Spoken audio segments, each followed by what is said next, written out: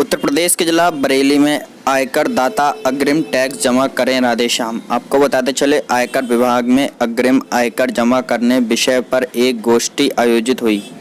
मुख्य वक्ता व प्रधान आयकर आयुक्त बरेली राधेश्याम रहे। उन्होंने व्यापारी, चार्टर्ड अकाउंटेंट तथा बार एसोसिएशन से अधिक अग्रिम आयकर जमा कराने पर जोर दिया। शनिवार दोपहर आयोजित गोष्ठी में अग्रिम आयकर अतिरिक्त विषयों पर मुख्य अतिथि ने उठाए गए सवाल और शंका समाधान भी किया। सर, जानना चाहेंगे आज कुछ व्यापारी की मीटिंग बुलाई है, क्या मीटिंग है और क्लोजिंग ईयर है टैक्स पेयरों के लिए, किस तरह से आप कहना कि अधिक से अधिक लोग टैक्स भरें। कुछ लोग ऐसे भी जो टैक्स की चोरी करते हैं, टैक्स भरना चाहिए पर भरते नहीं, उनके लिए क्या विभाग की तरफ से क्या है कार्रवाई? असल में देखा जाए तो हमारा विभाग जो है टैक्स पेयर सर्विसेज पे बहुत ज़्यादा बल दे रहा है।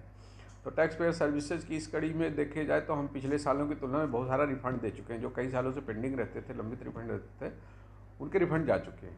और ये भी देखा गया कि लोग अपना जो एडवांस टैक्स है समय से नहीं भर रहे हैं, तो उस पर सेल्फ असेसमेंट उसको बोलते हैं, स्वतः निर्धारण कर बाद में भरते हैं।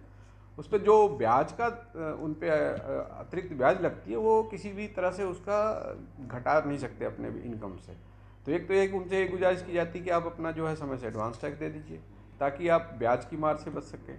दूसरा, आपने पूछा कि जो नॉन फाइलर्स हैं उनके लिए क्या है, तो इसमें ये बताना चाहूँगा कि हमारे इस प्रभार में बरेली प्रभार जो है चार मंडलों का एक प्रभार बनाया गया है। तो इसमें लगभग 2000 से अधिक जो रिटर्न नहीं भर रहे हैं उनकी सूचनाएँ। तो नॉर्मली हमारे यहाँ जो सूचनाएं अपलोड होती हैं, जैसे रजिस्ट्री से कुछ हो जाती हैं या बड़े परचेज से हो जाती हैं, तो हम उनको नोटिस देते हैं और समय से कंप्लाई नहीं करते हैं तो उनका हमारे यहाँ स्क्रूटनी हो जाती है, उनकी डिमांड आ जाती है। तो उनसे ये गुजारिश है कि अगर आपने कोई ऐसा ट्रांजैक्शन किया है जो टैक्स के दायरे में आता है, तो आप जो है उसको ज़रूर अपनी रिटर्न भर दें। दूसरा, कैश परचेज के लिए, जैसे प्रॉपर्टी की परचेज करते हैं लोग, कैश में परचेज करें, 20,000 से ऊपर आप परचेज नहीं कर सकते हैं।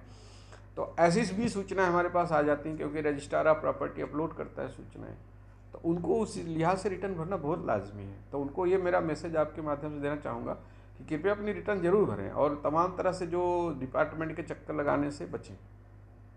जो 4000 आपने बताए हैं ऐसे लोग हैं जो भरते नहीं, तो इसमें क्या अधिकतर व्यापारी लोग हैं, नेता लोग हैं, कौन लोग हैं जो टैक्स की चोरी करते हैं और इस तरह से दूसरे के?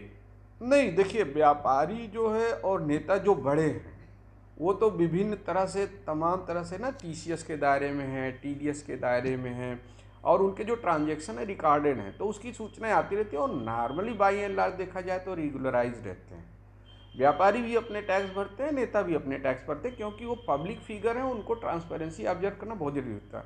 असल में वो लोग हैं ये जिनको अवेयरनेस नहीं है, वो कैश में गिफ्ट ले लेते हैं, कैश में ज़मीन खरीद लेते हैं, या अपनी पत्नी के नाम से, अपने ही पैसे को अपनी पत्नी के नाम से ले लेते हैं कि पैन वाइफ का दे देते हैं। तो इससे क्या होता है कि वो नॉन फाइलर के दायरे में आ जाते हैं, इसलिए उनको रिटर्न भरना लाजमी हो जाता है। इसीलिए वही लोग ज़्यादा असुविधा में आते हैं।